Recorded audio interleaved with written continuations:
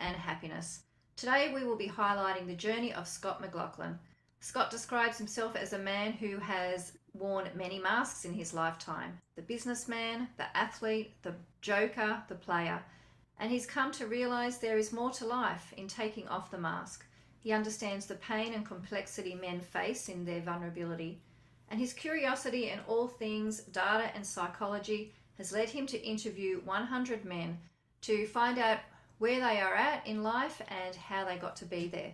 So I'd love to welcome Scott, my Thank you. amazing co-host in this podcast. And yeah, let's start with that beautiful expression of men and how you got to be where you are now. Well, firstly, where I am now is on the pathway to somewhere else. But what I would say is that as a young boy, I was pretty romantic. Had a girlfriend in grade 5 and 6, and that sort of thing. And when I got to high school, I actually had my heart broken a little bit at about 14, and there was a bit of shame attached to that. And I think at that very same moment, I started playing men's sport. And there's the paradox of that innocence and the aggression of that was required of me on the sporting field, where it was quite a tussle for me. And so I think in my early years, I really I really did struggle with those two personalities, and being rather sensitive internally, and wanting to write about feelings and wanting to express myself, at the same time having to tough it out to survive. Um, you know, Pretty brutal sport in the 80s. And so that left me with quite a confusing sort of conundrum, I suppose, as an adult, and also led me to make choices that were very much steered by my childhood experiences. So, not only was I shamed and hurt when I was 14, I was also sexually assaulted at 12. And, that led me to have significant issues with trust.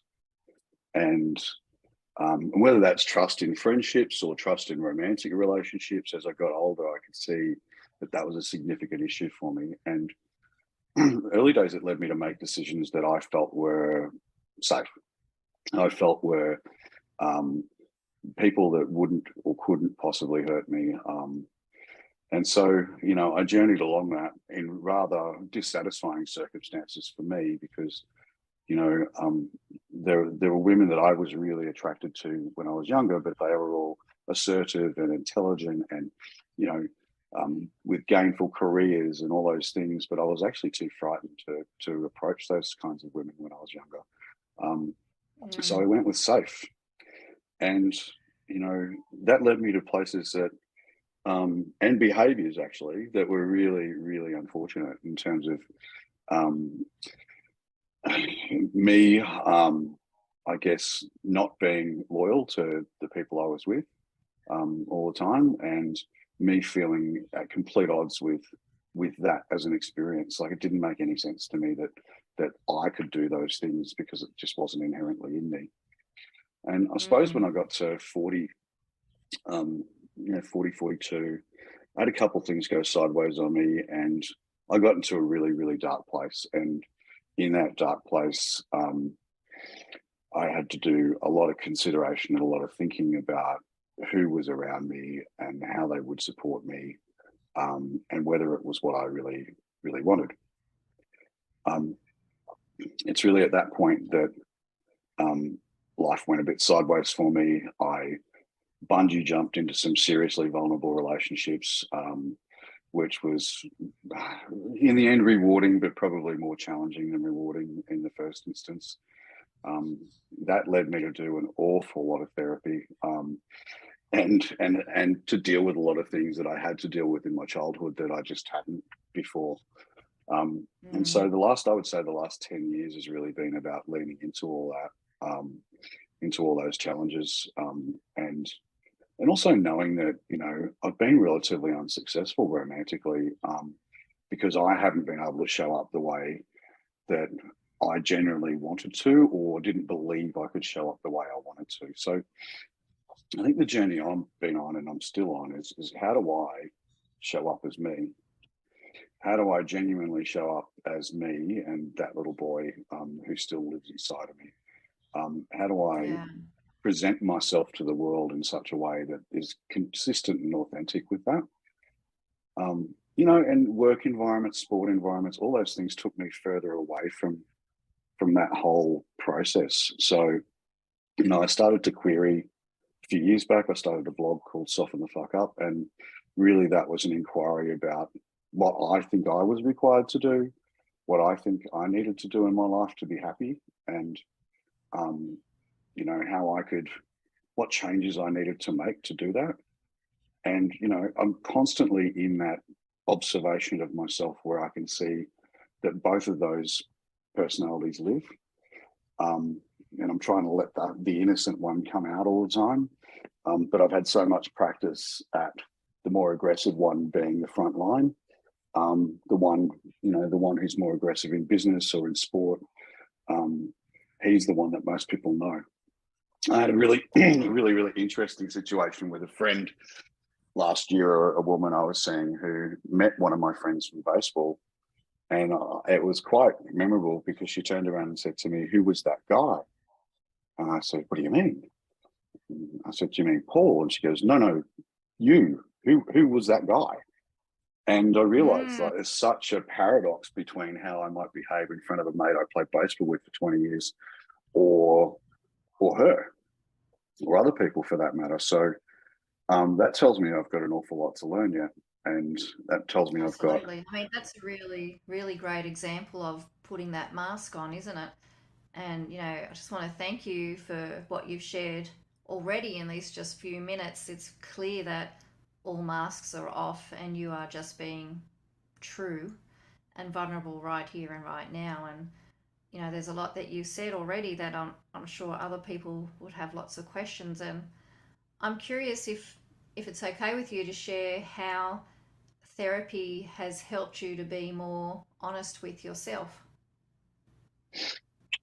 I got lucky. I had a therapist that would call me on my shit. And, um, I think that was really, really important. And also honor the stuff that is in me and probably made me feel more confident in expressing that. But, I'd still to this day say that, we'll get to my interviews with men in a minute, but, you know, Mm, um,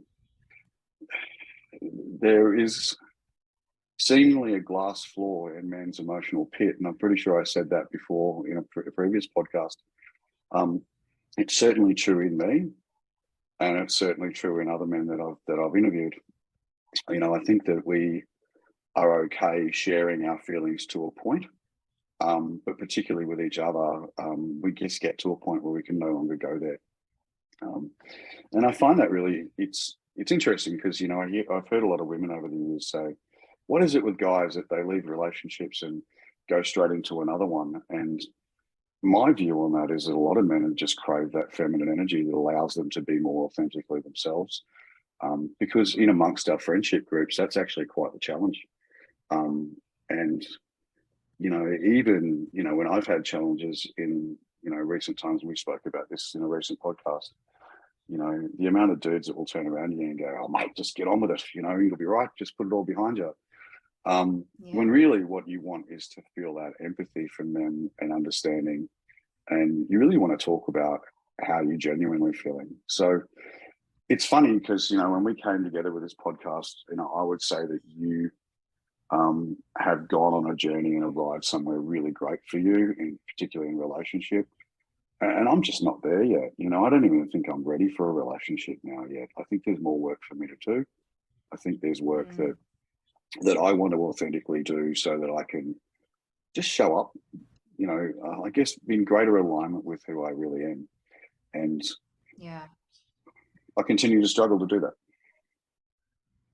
It's certainly a journey, and don't get me wrong, I have done my fair share of coaching and therapy to allow me to get to this point with my partner now because I was in an abusive relationship for 20 years before that. So I certainly had to do the work as well, and it's really worth it. And the reason I asked you about your journey with therapy is because a lot of men are afraid of it, and I think it's important for men to hear from another man that therapy can be really beneficial and really challenge, your thought processes and help you to think about things in a different way. It's not just sitting there and offloading, although that can be beneficial too.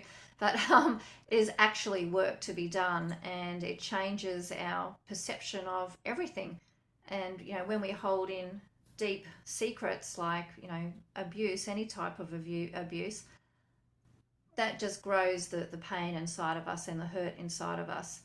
And it is important to find the right person or people to talk to, and not everyone is able to do that. I'm pretty much an open book with the right people, and there are lots of people in my life who I do not talk to, but there are lots of people in my life who I will spill my guts to, and they'll probably think I'm an oversharer, but hey, it works.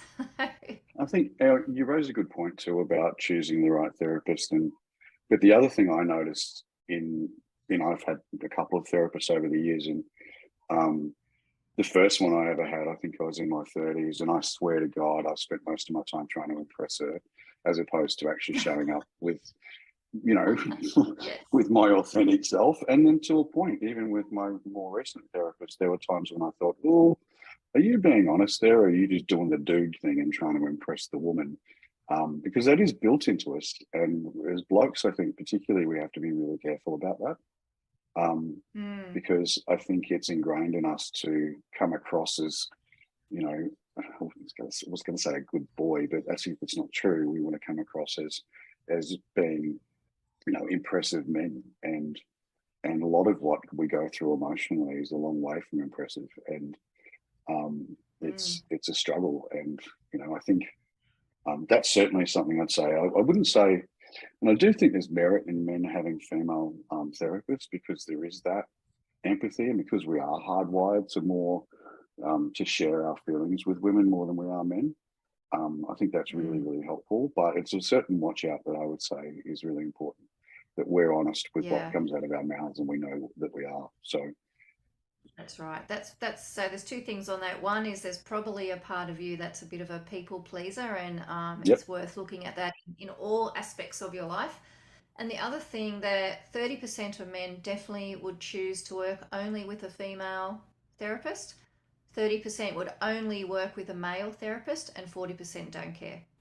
So Okay. it's important to just for guys to realize or to recognize what's going to work for you. I've had guys say to me, "How can you work with men? You're not a man." So, okay, well, you're not for me. Let's find you a male therapist. And many men say to me, "Oh, there's no way I could talk to a man about this." So, yeah. Well, So, can you tell us a little bit about your interviews? Because I think what you've done there is really amazing. yeah. So look, I whipped myself into a frenzy, decided to write a book in late 2020, and um, that all was going along pretty swimmingly. It was interesting to me that if I wrote about the brutal happenings of my life, it was a damn sight easier than talking about my innocence. I remember I wrote a chapter that was on a pretty brutal incident in my life, and it just flowed out of me in minutes. And the minute I had to talk about the innocence of my child, it was like a week and lots of tears, and it was brutal. So, I had a hard time accessing that. But so I was headlong into writing this book because I figured that I'd learn enough to try to help guys. I figured that I'd done enough investigation, particularly around my own vulnerability, that I could, start sharing stuff with guys. And then I had a good friend take his life, and I started to question the merit of what I thought I understood, and the relatability of that to other men. So I put down a whole bunch of Mm, topics that I wanted to investigate with guys, and um, we went on that journey. It was so interesting, and I'm sure I've mentioned it before that some 30% of those guys that I spoke to said, "Oh, can we speak again?" Because there was someone there just listening to them, and but also, I did notice exactly what I was saying before, that the expression of brutality or things that have been really, really traumatic for them was so much simpler than talking about romantic vulnerability. Um, and I think that's something that we all need to not only look at, but work on. We need to somehow practice that, preferably with other guys, actually. Um, mm, which like we've talked about before, that Very few. I think it's really useful that women can talk to each other about sexual relationships, but um, I don't think many guys I know have ever talked to each other honestly about sexual relationships with someone. Certainly not someone they cared about. Yeah, it's a So shame, isn't it? it's just something we've got to learn. It's just something that we've got to figure out, how to do, and we've got no guidebook. Nor do we have, importantly, and it came out in the interviews. Nor do many of us have what I would call father figures that shows how. And Mm, certainly in my vintage, that's the case. It was, most of our dads were pretty rough and tumble, and my dad can cry here and there and whatever, but actually, for the most part, his persona is pretty hard externally, and certainly when he was younger, I would say that.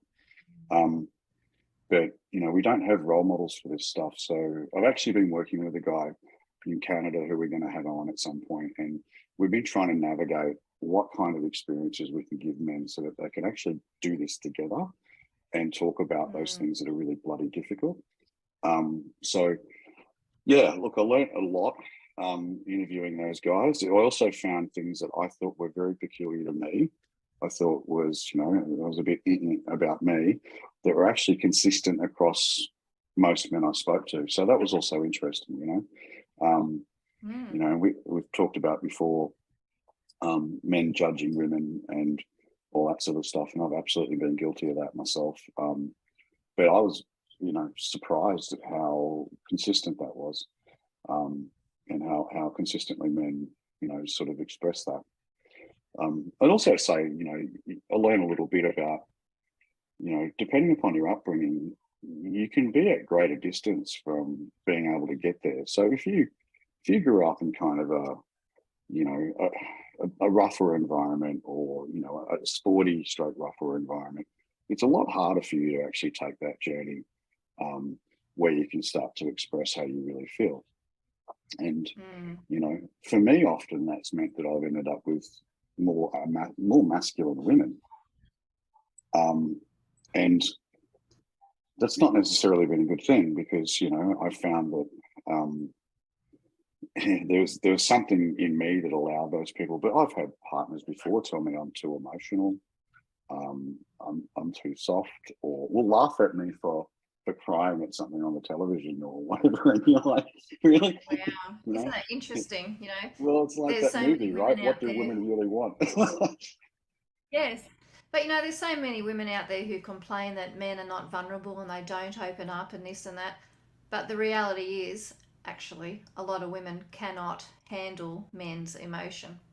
And it's because of that that men close down. Well, what was the article that came out? I think it was Cosmopolitan, or someone like that. And they said why men don't have friends and women wear the burden. And that title just stunted me at the time. I couldn't believe it. And it is true that we don't rely on our friendship groups to, as much as we ought to from an emotional point of view. That is absolutely true. But actually, to have those aspects shunted, particularly by a generation of women who haven't had fathers, generally speaking, who've been able to do that, it's Mm. quite interesting, right? And it's Well, confusing that's for right. guys. Yeah. And, I think the fact that most men were not raised with dads who taught them how to, open up and all of that sort of thing.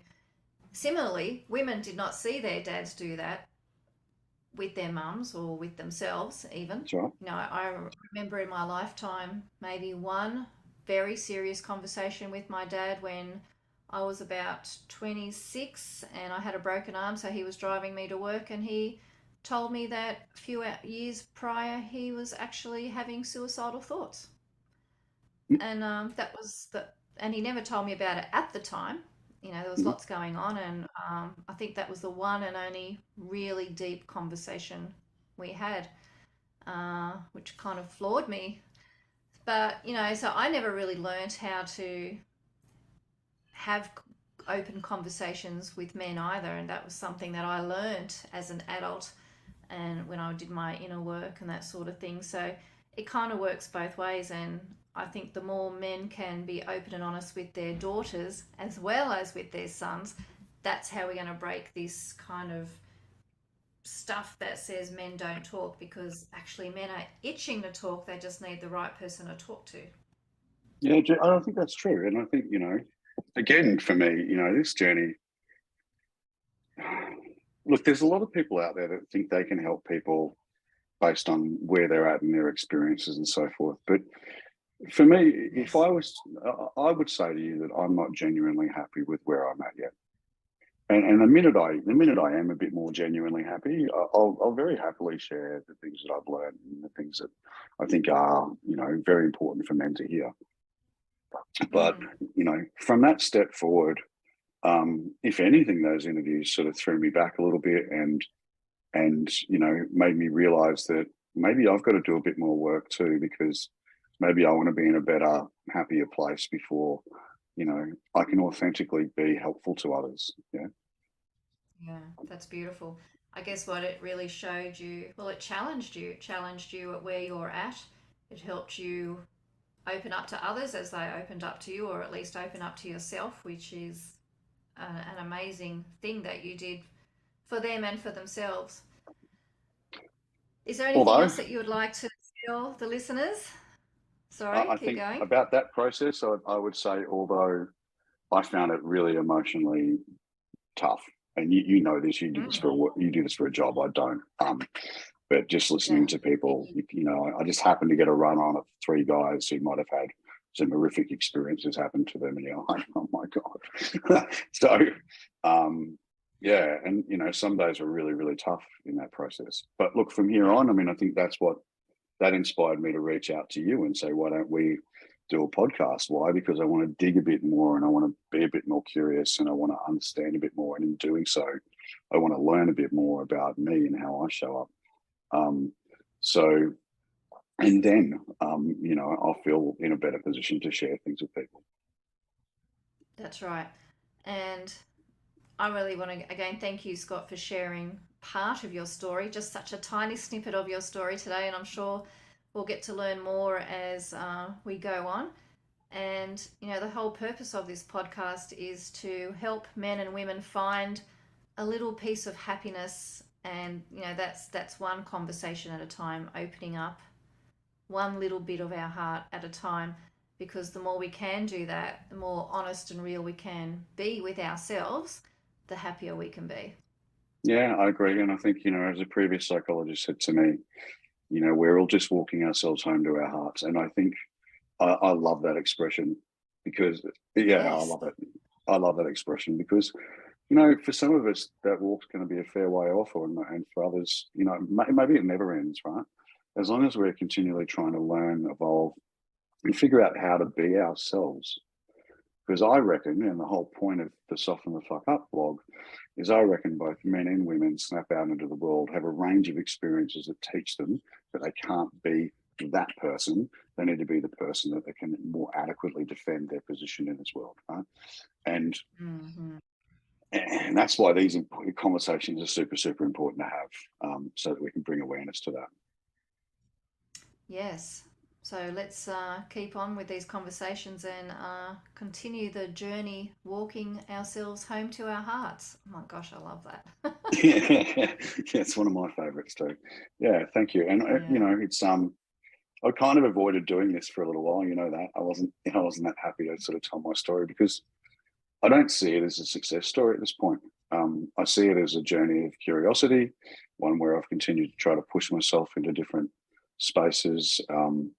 One where I also acknowledge that many times I actually sought happiness externally from me, and that's still something that I'm very mindful of, and I try to work on. So yeah, thanks for listening to me this time around, and not that you don't most of the time actually, but yeah, no, it's been good to share some of that, and hopefully some of that's of interest to people listening out there. Let's see. Thanks so much, Scott. Cheers, thank you.